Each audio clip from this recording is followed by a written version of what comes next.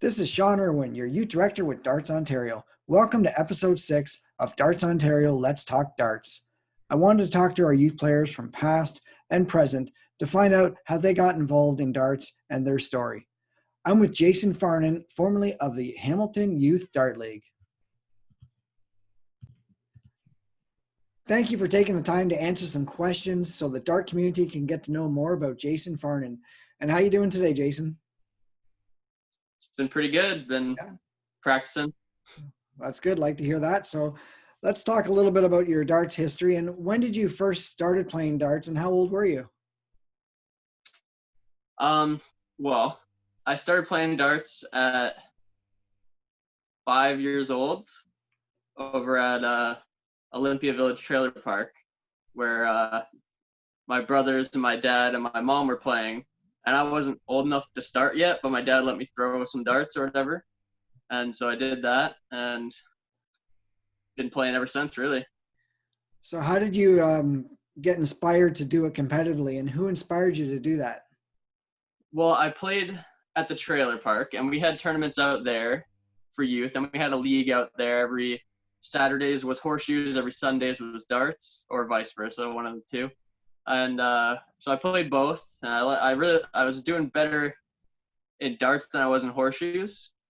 And once we stopped going to the trailer, there was a year where there was no darts being played for me because there was no darts in Hamilton, really, youth darts. And I was like not playing for a year or two. And then my mom brought up that there's a youth league starting up over at a place called the RHLI in Hamilton. And so I joined that right away. And yeah, that's when I started going to Provincials. And how was that experience playing in a league, the Hamilton Youth League? And it changed, your mom ran it for a little bit, but how long did she run it for as well? Oh, she ran it for, I'd say, 4 years, maybe? Yeah. Maybe less or maybe more. I'm not 100% sure. Every time I thought about the league, I didn't want to get into the politics. I just wanted to play the darts, right? So. Now, when did you actually start playing in the Hamilton Youth League? 2011. 2011. Got it all short here. Every year I've been to Provincials from That's great. 2011 to 2020. Now, how often do you practice during the season and in the off season? So for us in the youth league, we didn't have a summer league at all. And I was skateboarding a lot and stuff. I was doing that. So I didn't practice too much in the off season. It'd probably be like a couple hours over the couple days in the week or whatever. But then once like I could see I was getting farther in provincials, playing better darts against some adults in some tournaments, I started practicing 8+ hours a day leading up to any tournament that was coming up. And I was signing up for every tournament I saw posted anywhere. So it was getting to be 8 hours a day every day, pretty much. That's great to hear. And you still had to go to school too. Yep, I was in school. Luckily, being in grade 12 at the time when I was practicing that much, I had a spare at the end of the day, so I'd go home early, or I'd have co-op, and the school would get out that I co-oped at earlier than the school that I was at, and I'd just go practice, and yeah. Yeah, that's great. Now, practicing is never as exciting as a real game, but how did you make practicing fun? You find games, and often I just find myself, I put on music, and I'm just plucking away, and 3 hours goes by in what feels like 20 minutes. And you just have some good music going, and you got some good practice games. And when you're starting to practice, you're not going to be banging in 9 dart games, your first 9 darts you're throwing at the board. So you kind of just take your first maybe 20 minutes just getting your arm used to throwing, and then you start working on your doubles, do a lot of practice on the doubles, and then you start doing outs, so you play 170 and stuff like that, like 170, 121, all those kind of fun games. Some great practice games for you, for sure. So now, how do you prepare yourself before a big match and stay focused? A lot of the times at tournaments, I'll have my glass of water, I'll find out what board I'm playing on, and then I'll immediately go to that board and get all set up and situated so I'm not scrambling last second. So if I hear my name called for board like 62, I'll head right over to that board and start practicing right away and make sure I hit a few triples, make sure I'm hitting doubles, and make sure it all feels good. That's great. Now, we all know darts is a very emotional game. And how do you control your emotions during those big games? A lot of the times I'll like really focus on a spot. So I've heard things from like MVG. You see his eyes, he puts his foot on the line and his eyes are like laser focused on the triple. So a lot of the times, like if there's not like a raised hockey, of course, you can't like stomp your foot against it and keep your eyes there. The only two things I'm looking at are like the line and the triple or said target, right? And obviously keep track of my score because I've definitely made some errors there. So what's the best part of competing for you, and what's the most important part of the game of darts? I'd say the most important part of the game of darts is being able to hit your doubles efficiently. And competing, I love the people you play against. Obviously, not everyone's the same. You see people not so nice, but the nice people weigh out the not so nice, and you can see who really makes it fun, right? So when you got like Jim Long to play against in the adults, he's an amazing shot, and you can never feel bad losing against him because he's just a great guy, you know? So Yeah. Not an easy one to beat, that's for sure. yeah. But you learn from those people, don't you? Oh, 100%. I've learned from just the past, I'd say 2-3 years playing against Bruce Davey. I had an experience where I had 68 with 2 darts left, and I went for the triple 20. And right after I threw at the triple 20, he was like, nope, you messed up. And then he goes first dart, hits double 20 in the next shot. And he's like, you're at 68, you go 18 bull. And then a couple legs down the line, I'm stuck in the same position, and I go for 18 and I hit the bull and won the leg. And he's like, I told you. And from there on, that was set in stone in my brain. So you learn from the mistakes, especially when you get punished for them. And So. you always got to remember that bull is a double, and sometimes you need to set yourself up and go for the bull to win the game. 100%. Yeah. So after a good performance in a match, what's the one thing you like to do? See if my mom's crying, because that happens often whenever I win a good match. I've seen that. Yeah. Take like big deep breaths, and obviously if it's like the semifinals this year when I played against Zach to make stage.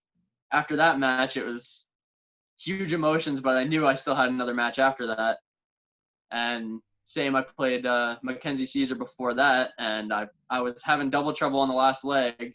I hit like a 137 to leave 30, which was a mistake on my part. Shouldn't have left that. And I was having a hard time hitting it. Ended up finishing on double 3. And it was just, my mom was like shaking because she was scared I was going to miss out on it.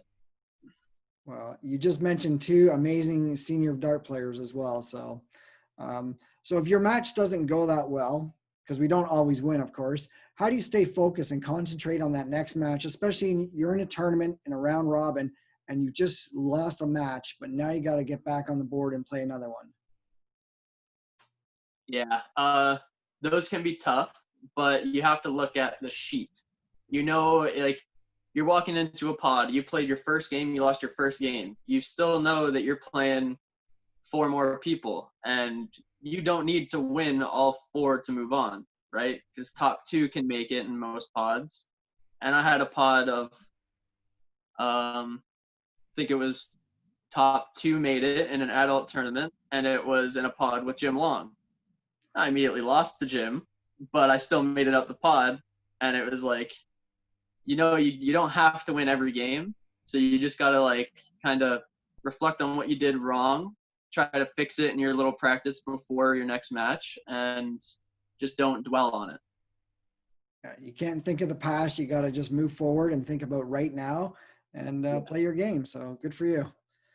So I'm going to do a little bit of reading here as I went through the Darts Ontario website at www.dartsontario.ca. Great website for all the results. So there's a lot of history with you playing darts in Darts Ontario. Starting off in 2012, 2014, and 2015, you made top 4 in your zones. And then in 2016, 18, 19, and 2020, you finished first in your zone shoot. In 2011 was your first year going to provincials, but it was 2014 was the first time you made this. You actually came first in junior doubles, right? Or you made the finals? Second. Yeah, you made the finals in doubles. And then 2015 and 2017, you finished top 8 in singles. 2016 top 4. But tell us about your experience over the years playing at provincials before this year. Before this year, it's always I'm always excited leading up to it because I know I'm gonna see people I don't see a lot. Obviously, in like what was it, 2016 when I got top 4, I lost to Trevor Pettigrew, and after that loss, I talked to Trevor ever since, and we've been friends. We talk at every tournament. We're always talking to each other, playing each other some good matches, and he's just been a longtime friend of in the game at Darts Ontario. And same as Dylan Wall and Denver Jones a bit. That was more recent because we won the 2017 blind draw together, or whatever year after he aged out because of the adult youth blind draw. Yeah. And so we ended up winning that and been friends ever since. It's just always meeting good friends at the tournaments it's amazing. It's the social part of the game and meeting so many people and playing very competitive darts, which is great. And you're constantly growing as a person and a dart player. Yeah. So your final year, 2020, you finished second in Ontario and you made Team Ontario, which was your ultimate goal. Tell us about your experience of getting to the finals and being on Team Ontario as you had some tough battles to get there. Now you mentioned Mackenzie and Zach, but go over the whole basically day of competing and getting right to the stage. So first pod I have 2 good friends immediately in my pod, knowing only one of them was going to make it out, and those 2 are Hayden Brown and Devin Gross. So I'm like, I have 2 of my good friends that I have to play against, and I'm like, I can't think of that when I'm playing. So whenever I'm playing a good friend, I kind of shut it off and I'm just in my game. And then after the game, I'll obviously be like, oh, I hate doing it. I hate beating out my friends. But during the game, that's not anywhere in my head. And so I made through that pod and then got on to playing Mackenzie Caesar, who I played once or twice in a different tournament. There's one in Cambridge. I played him in the pod, and he's a good shot. Like he can pump in some good scores, and it's just keeping it consistent. Obviously, I just got the better of him in some tournaments, and I'm sure he'll get the better of me eventually. And then playing against Zach, my friend Connor comes up, and he won his game. And so we're both like, Connor is like my doubles partner for any tournaments we go to, like adult wise and stuff. He comes over all the time to practice, and he's just he's like my best friend right now, for sure. And so talking to him before the match, and Trevor had just lost to Zach before that. And so seeing like all the like people making it around me are all my close friends. And so it's like, you see Braden winning, you see Trevor moving on, you see Devin moving on, you see Connor moving on. It's like no matter who out of these sections makes it on stage I'm going to be happy for. And then obviously when I played Zach, I ended up beating him and making stage myself to then play against Braden, who beat out Connor. I'd be lying if I wasn't rooting for Connor when he was playing Devin or when he was playing Braden, because he's obviously my best friend. So, but obviously Braden, we've been very close over the past year from meeting at find apart was when I first really started talking to him, because we were in pod singles. And after that, we were just kicking it off and playing all the time. Every tournament we had a meeting.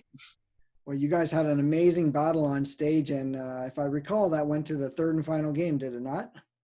Yes, it did. The third amazing game by Braden. Tell us about your experience on stage, because Braden's already talked to me about his experience. Yeah. I was happy to be on that stage finally, after so many years trying and getting close. And it was a great feeling just to be up there and looking. Obviously, with COVID, there wasn't much of a crowd, but I could see everyone that's been around. Like, you see Bruce out there. He's not cheering for me. He's cheering for Braden. But him and Debbie really like took a liking to me early when I was playing against some St. Catharines kids, and they've always helped me anytime I see them anywhere. And obviously seeing my mom, she's got her phone out trying to take videos, take pictures. My girlfriend's smiling. Just see everyone out there, and it was just already such an amazing weekend. I was just happy to be up there and play. And then I throw 26 in the first 3 darts, and just it was dead set from there. Well, you did very well. I'm very proud of you making Team Ontario, and sorry we weren't able to go to nationals, but tell us about your goals for next season, or this season now, as you move into the adult program, and how you're going to work towards those goals. Well, I'm looking at playing in an affiliated league to make adult provincials, to play in that. So hopefully get there the first year. I plan on it, and so I'll make provincials, and we'll see how it goes from there. Obviously, a lot of tough competition at nationals. Last year was Bruce Davey and Jim Long making it for the adults, so you got some tough competition to beat, but got lots of practice till then. And then with the CDC, I was going to play in the 23 and under, but that got canceled this year. So hopefully next year we can make it out to the stops they have. This year was supposed to be Halifax and Denver. And in the 23 and under, it's top Canadian player with the most points and top American with the most points get to go to the Unicorn World Youth Championship. Wow. Which has been won by Michael Smith, Dimitri Vandenberg, Luke Humphreys, and it'd just be amazing to get that experience. And so I'm trying. You've become very good at your numbers and your outs, and what's really helped you to improve the calculation in your head so fast while you're standing on the line and shooting your darts? Being made fun of for not doing it right for a long time. I've been told many times I'm going for it wrong, but I'm like, no, that's the right way to do it, because I'm like, you have to go for triple 20 to leave double 7, because that's what makes sense, and it's not at all. And looking at out cards, obviously you got your different options, everyone's a different player, and I took that literally. So I'm like, I'm a different player, and I'll hit the triple 20 to leave double 7 instead of going for triple 14 to leave double 16, because forget about that, right? Right. But obviously you learn it's way better when, obviously, like a 74, you don't go triple 20, you hit triple 14, or you hit a single 14, you're left with 60, 20 double 20. It's easy there. That's and right. So Stuart Brown, Hayden's dad, gave me a huge tip at one tournament, which was to take out 2 to 100 every night. So I did that, and that was a part of my 8-hour practice routine for a while. Before tournaments, I'd take out double 1, then 1 double 1, all the way up to taking out 100. And just like out of that, you sort of figure out, like, you just know what to shoot for after your dart maybe like goes into like a 4 by accident when you're going for an 86. You're going for triple 18, you hit a 4, and you're like, okay, 82, I can go triple 14, double 20, or I can go bull double 16.